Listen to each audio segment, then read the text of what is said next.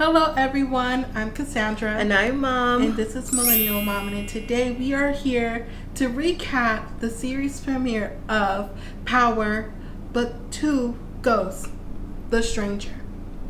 I'm interested to see what's going to happen, so let's get into the review.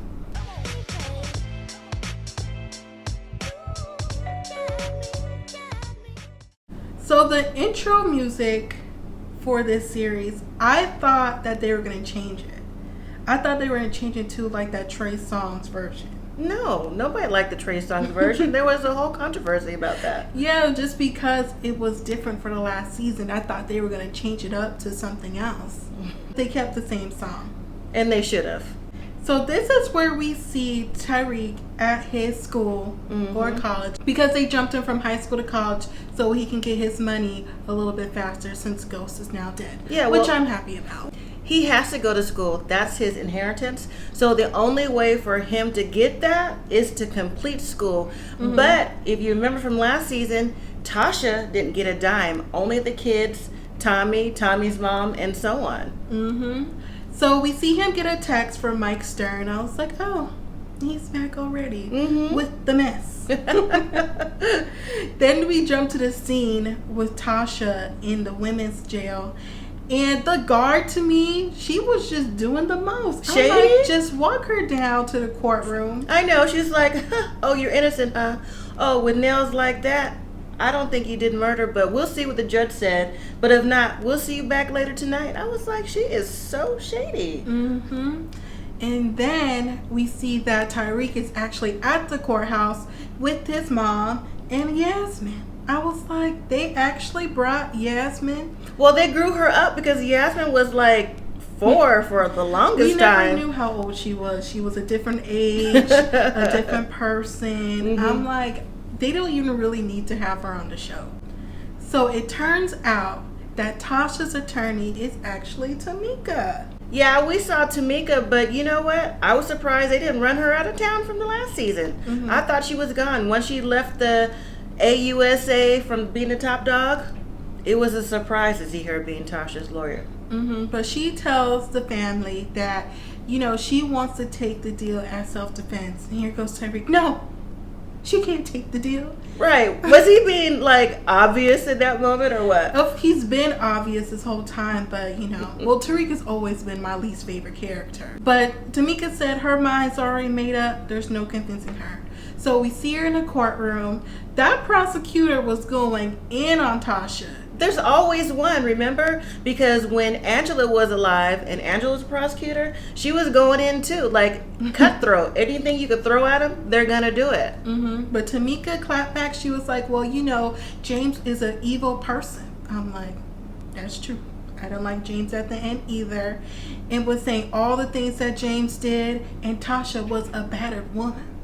Are you going to let her be the battered woman and let it go, Judge? The judge was like, you know, I don't know, prosecutor, what do you got? The prosecutor really didn't come up with too much, but the judge did say that she wasn't going to let Tasha out of jail because it was a murder one case.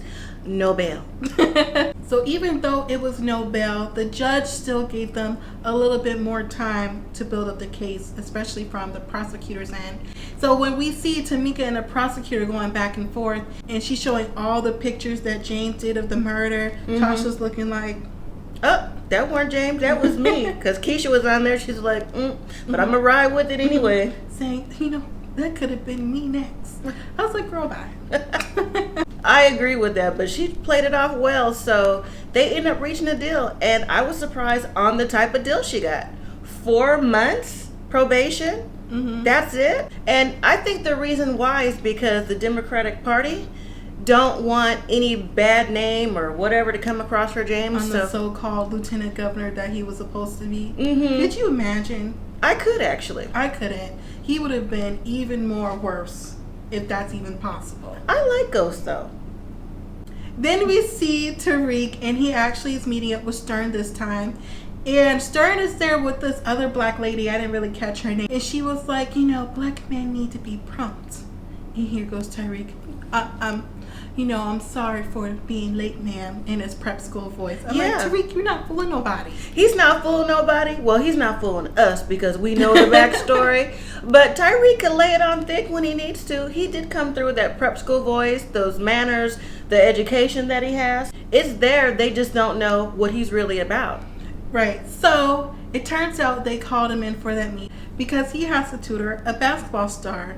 And the lady was like, you like basketball, right? And Stern was like, of course he does.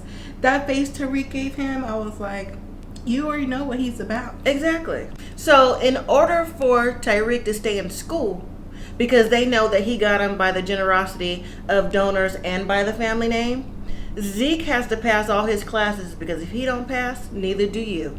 As he leaves, Tariq runs into this girl from Everybody Hates Chris, and we found out her name is Lauren. And I was like, how random was this scene? I'm like, she must be like a big part coming in the series because I'm like, they just bump into each other and they're just having regular conversation. The conversation came up because she's like, hey, how are you? Because like she told Tariq later on, there's only like maybe 4 total black kids in this entire school. So when she saw Tariq, she knew that it was someone that was brand new because she's never seen him before. So while he did all that, he was going to meet one of his professors because he said he's getting out of school as soon as possible. He don't care how. He don't care who helps him. He just knows he needs to get into this program and he needs to pass. And she was like very sympathetic to him, like, oh, if there's anything you ever need, just let me know, just tell me, just talk to me. And that's when he lays it on her, like, I really need to get out of school early because I want to help my grandma with Yasmin. I'm like, you are a liar.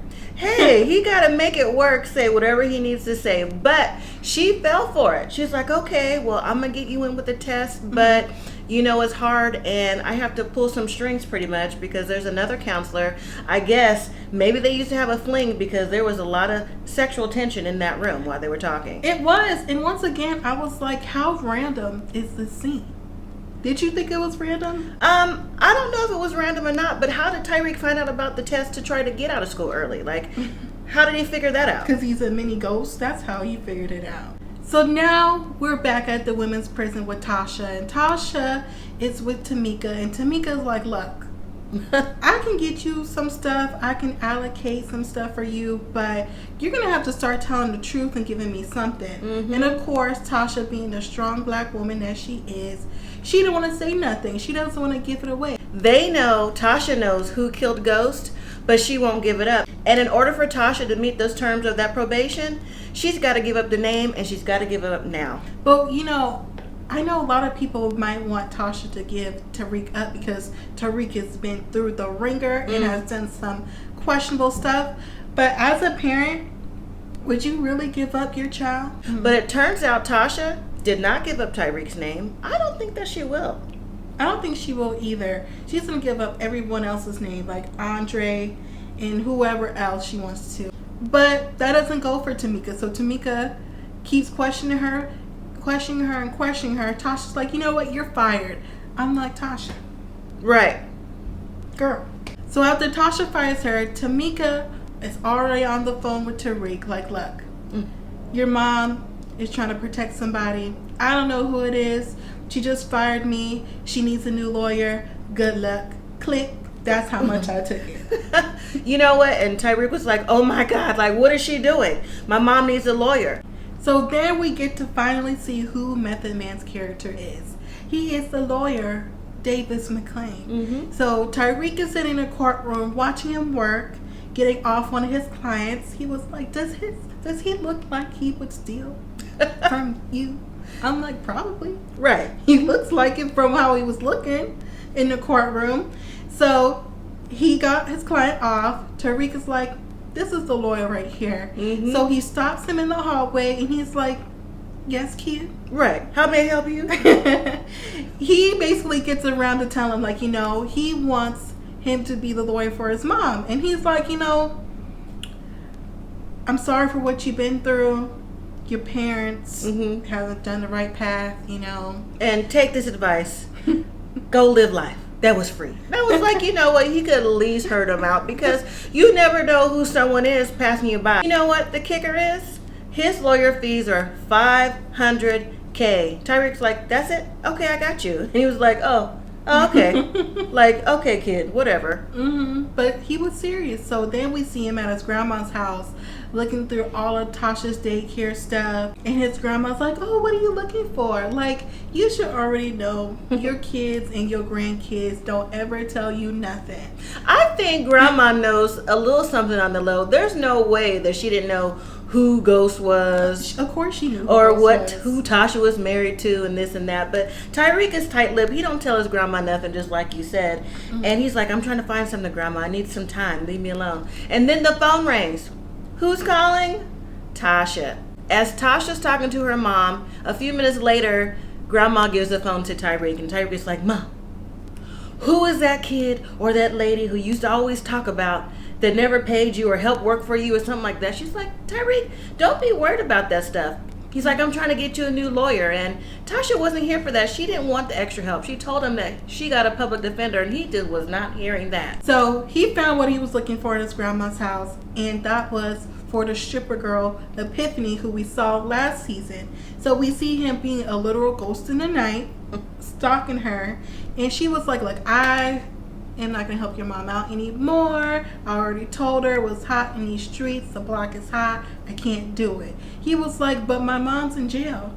She was like, I gotta watch the news more often. Right. I thought that was so funny. I mean, that's big time news. How she missed that Ghost was dead? It made everything. So, but I guess not. I don't know, but it made her have a come to Jesus moment. Be like, you know what? I'm gonna help your mom out because she helped me out. So Tariq gets back to his dorm for the night. And I thought it was super interesting that his roommate is the same boy who was at his high school. Oh my God, I thought the same thing. I'm like, you again? And evidently Tariq was like that too. He's like, what the are you doing here? Because he was on the IG live first. He was like, get that off my face. I was like, see, that's the Tariq that we know, not the Tariq he's trying to play out to be. But you know, his roommate was happy to be with him. He was like, you know, he can be his salt to his pepper, his puff to his smoky smoke. Something he wanted to join together. So I can see that being his Tommy to his Ghost. He was like, I'm sorry for everything that happened, especially with Effie. And when he said Effie, Tariq's face was like he was just ready to kill. He was like, do you still stay in contact with her? Like, where'd she stay at? Oh, she's in Yale now. Like, oh, okay, Effie, you got into Yale. So he meets up with Effie, and she's over here trying to smooth talk and like, you know, I'm sorry, you know, I had to turn you in. You was just selling drugs for a hobby. I needed the drugs, but I still like you though. He was like, oh, that's cool and all, but where's the product? So when Tariq took that product, she's like, so where's my cash? She said, don't worry about it. It's just business. So then we see Tariq running again. He's late to his entrance interview with the book that he was supposed to read. So he basically told them, you know, I didn't really read the book because he didn't really agree with the character, even though he didn't finish the end of the book. And while he was kind of talking about the book, about how someone in the book shot someone, and he claimed like he didn't know his decisions, but you know, people know what they're doing with the shooting. I'm like, so are the producers trying to wrap this book to be about him? I thought the same exact way. I was like, that's art imitating life. Well, needless to say, both counselors and the director wasn't feeling Tariq not finishing the book. They were like, oh, this is a waste of time. Well, not necessarily, just the director and then one of the counselors, but the main one, his main professor, was like, you know, just see him through. He's been through some things. And then the guy that she's in the little triangle with or little fling with was like, you know what? You can kind of see the book from that point of view too. So just give him another chance. So of course, Tariq gets another chance because why wouldn't he? So then we get back to the prison and Tasha has a new lawyer. And this lawyer is frazzled. She's all over the place. I was like, return to sender. I'm like, she is scattered, boy. Like, how do you get to be a public defender and your papers are unorganized and you're like, well, we can do this. What? She said she had a lot of cases. Still, you bring one case at a time, put it on the desk, and you go from there. And the prosecutor comes in and says, look, we know the shooter wasn't you. We know the person was 5'11". You're not 5'11", clearly, so you got to give us a name. And her new lawyer was like, well, if it's not her, then why is she here? She was like, because she's an accomplice. And her new lawyer, she had to go because she was just sucking up to the prosecutor, just telling her, like, oh, we'll just give her a name. You know, we can work through this. Mm-hmm. Your dress is so cute. I was like, no. The prosecutor's like, if you don't give us a name, it's 8 to 10. And Tasha was like, you know what? It was Andre. It was Andre Coleman. Tasha's new lawyer was not it. But speaking of a new lawyer, then we get to see Sax. Sax actually goes to his family's house. I was surprised. I was too. I was surprised Sax even had family in town because he didn't even seem like he was a family guy. He wasn't a family guy. Well, it didn't seem like it. The only thing he was worried about was getting Angela, getting Ghost, just getting everybody within that. So now at his firm, since he is a U.S. attorney, they want to get Tasha under the king or queen pin statute, since they know that she didn't technically shoot Ghost, but they know that she knows who did it. So they're like, if we can't get her for one thing, we're going to get her for another. But Sax is like, he's trying to walk that fine line because he remembers that Tariq saw him there. And Sax would fit that 5'11" description, huh? He would fit that description. And not only did Tariq see him there, he knows he was there, and he's afraid that his name will get brought up because he just got that position. But yeah, Mike knows that there's something about Sax he can't quite put his finger on. Mm-hmm. He knows Sax is corrupt, and the thing with the Democratic Party, they were in there too. They want James's name wiped clean. Mm-hmm. But Sax knows, like you said, there's a fine line to walk because he is just as dirty as Tariq. Yeah, so that's why I thought it was interesting when he was at his family's house and he's talking about him being a U.S. attorney. And then he has that conversation with his brother, and his brother's like, oh, you can come work with us. Somebody's about to retire. He's like, no, I finally got my dream job. Mm-hmm. And his brother was like, you're not good with pressure. We all know this. Then we see Zeke and Tariq go to a party at his mom's house because Zeke is celebrating that he got into college and that he's doing well. So when they had that scene and we started walking in and we started to see all the people, I was like, oh yeah, this is going to be Tariq's people that he's either going to start selling drugs with or something, just something about this family he's going to start running with. Yeah, I got that. He was drawn in by the atmosphere. He kept looking around. I was like, oh, okay, yeah, this is cool. And then when he saw the cake with the LV Louis Vuitton signature, Tariq was like, yeah, these could be my people. Mm-hmm. But it was funny because as he was walking in and Zeke was introducing him to some of his brothers, his cousin, whatever. I saw some of the brothers like side-eyeing him. Like, yeah, we know who you are. We know what kind of circle you've been into. We got our eyes on you. Did you feel that way? I did. And the main brother, Kane, who we'll talk about in a minute, that was the one that was side-eyeing for sure. But the eye who he caught attention was from his sister, Laura. So when Zeke introduced Laura to Tariq, he was like, oh, okay, nice to meet you and everything. She's like, yeah, nice to meet you too. How's everything going? And then Zeke went off to the party, and Tariq and Laura had a little bit more conversation, and she started showing him around the house, the pictures, different things like that, the mom, the dad, the brothers. And then Laura mentioned, yeah, we're half black and we're half Puerto Rican. I'm like, where did that come from? She let that be known because she later on tells him that her dad is now in jail. And of course, Tariq's like, for what? She was like, well, what do you think? We gangsters up in this piece. She didn't say that, but it was definitely the vibe. Alluded to it. And then later on the party, we saw the brother who was getting topped off in the bathroom when Tariq was like, I'll wait on the bathroom. He comes out with the girl, and the girl, I guess, was supposed to be with somebody else, another gangster. So that gangster came and was like, well, where's my girl at? I'm like, well, she's here. She with me. And she didn't want to leave from the party. And you can already see that they're getting tooted up. Zeke was like, oh, no, let me step in. Mary J. Blige eventually tells the other gangster, just go home. Just leave. You mean Monet? That's Mary J. Blige's character. That too. And they both say to each other, Kane and Mary J. Blige, a.k.a. Monet, that he's going to be back. And they're like, and I got something for him. But they weren't lying. he really does come back with the peace, say, you know, he can't hide behind you forever. And Mary J. Blige, aka Monet, was like, no, he's not hiding behind me. So he comes out from the side with a shotgun ready to go. And he's over here standing there shook. Then the next thing you know, we see the police pull up. Then everyone disperses. And I was like, why is everybody coming outside for a gunfight? I don't know. Bullets don't have names. That would have been the last place I would have been at, outside. But that scene was also telling too, because Mary J. Blige, aka Monet, goes off with the police officer. So I'm like, okay, so she must got ties around the neighborhood, and she got ties with the police, because they were a little bit too friendly. Later on, we see Saxe go to Tamika's house, and Saxe is like, oh, so how's the Tasha case going? Tamika's like, why do you want to know? Nobody is fooled by Saxe. There's always a reason why he's coming over to whoever's house to get information, and Tamika knew that's what he was doing here too. Well, Tamika was fooled by Saxe because he's the one who got her onto the case, so he can have some inside detail. And Tamika started to figure that out with all the questions that Saxe was asking. She was like, I know that you are not a part of this somehow, some way, and then you got me into this mess. Well, that's what I was trying to get at. Eventually, she figures it out, and she tells Saxe, you know what? I'm not your lawyer. Anything you say to me is not privileged information, so you need to tread lightly.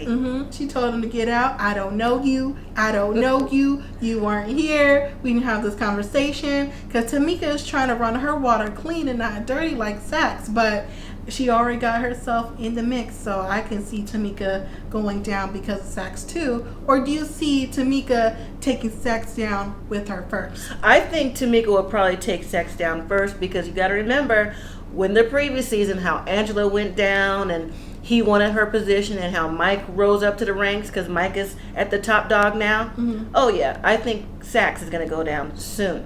Then we get these quick scenes with Tariq at the strip club for Epiphany, about to sell his product. And then we see Tasha stressing in prison. I'm like, well, you shouldn't fire Tamika because she was trying to help you. You know, I wouldn't have fired her. I mean, you give a name, any name, they have to investigate. But if Andre's dead, how would they know? And then we see Kane eventually shoot that boy who came to the party, and Mary J. Blige, aka Monet, waiting outside in the car for him.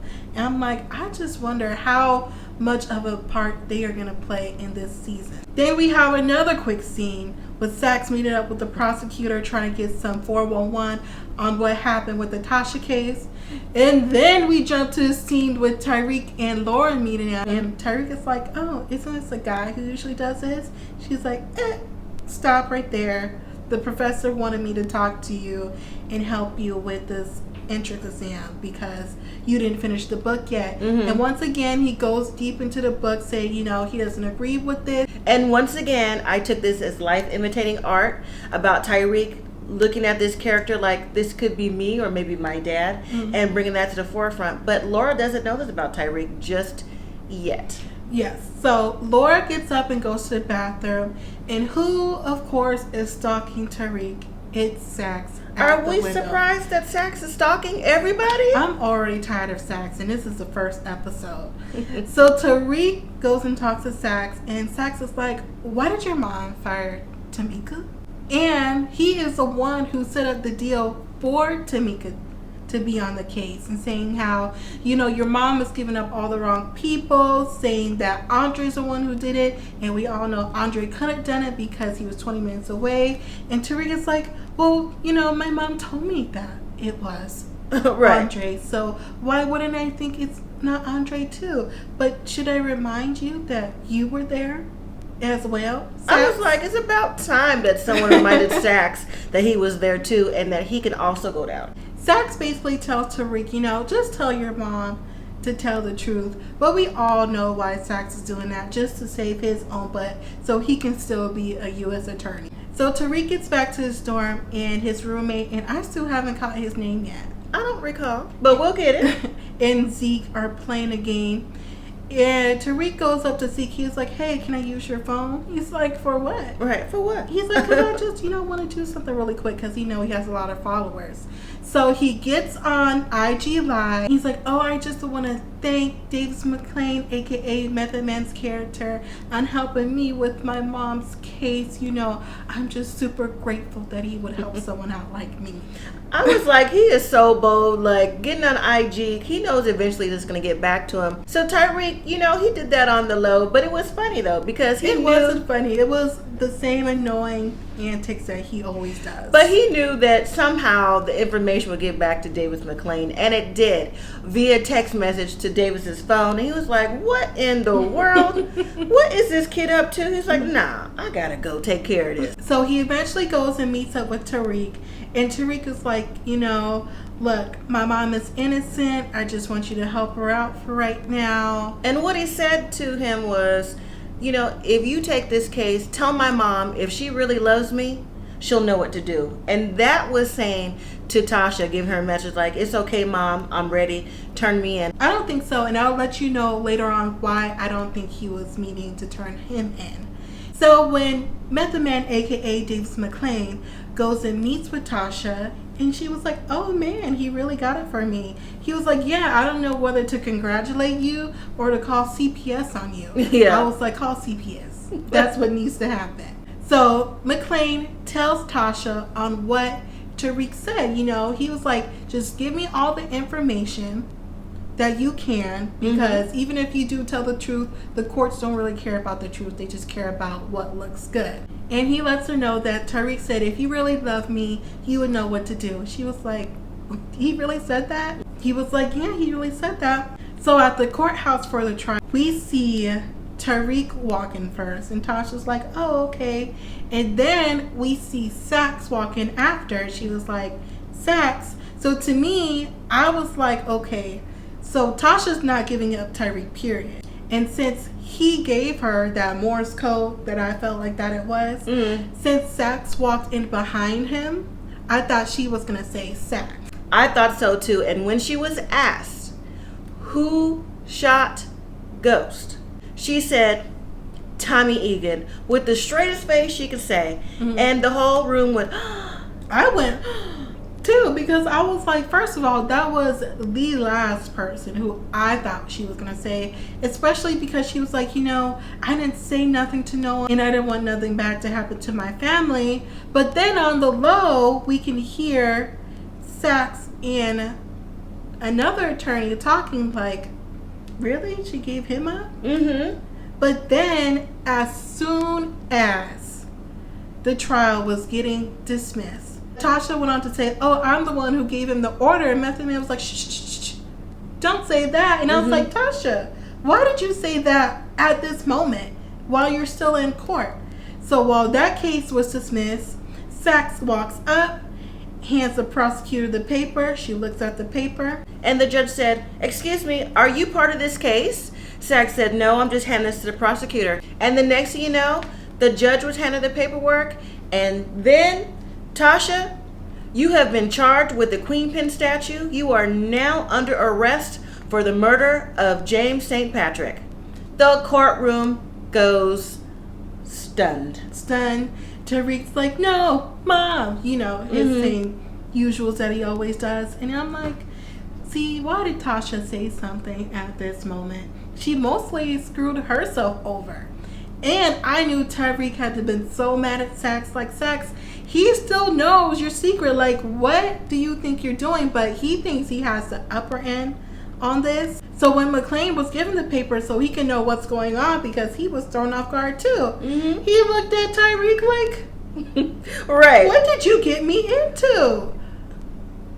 And why did you tell me? And Tariq was like, Tariq, being a smooth talker that he is, came back around and said, you know what? Now that they made this a higher profile case, this is going to be the biggest case in your whole career. This is going to make you right here. So you want to be on this case. But he was like, I want my $450K though. So we're going to see how Tariq gets that money and if Tasha is ever going to get out of jail. So at the end of the episode, we see Tariq in the library. First, he got into the college Yep, because he mastered the program and the book that he was able to read. Then we see him doing Ezekiel's paper. I'm like, I can see Tariq using this as blackmail against him in the future. I can too. And while Tariq was typing up his paper for Zeke, he also typed up the introduction of it. And it looked like it said stranger something something something 1 through 10. And I believe that's what all the episodes this season is going to be about. You found the Easter egg. And then on the computer, we also see Tariq pull up Zeke's dad and what all his family's about. And we see Zeke's dad going to prison. We see Mary J. Blige, aka Monet, being a ride or die for him. So Tariq is definitely going to use all this for an advantage in this season. Okay, everyone. So that was the end of this week's episode of the series premiere of Power Book 2 Ghost. And it's going okay so far. It was only the first episode. It was definitely jumping all over the place and giving us some scenes that I don't think were needed, but we'll see if we needed them as the show goes on. Well, it was different because there's new characters introduced, because we're seeing how things are going to get started and if Tasha's really come out of jail. But I'm looking forward to how the season progresses and what Monet's character and McLean have in common. That's a good one. So thank you all so much for watching this video. If you like this video, make sure you give this a thumbs up. If you also like this video, make sure you share, and also let us know what you thought about this episode in the comments down below. And are you even interested in watching this season of Power? Because I know last season threw a lot of people off. So let us know if you're interested in this season. Once again, thank you all so much for watching. Don't forget to hit the subscribe button. And as always, live simply, be grateful.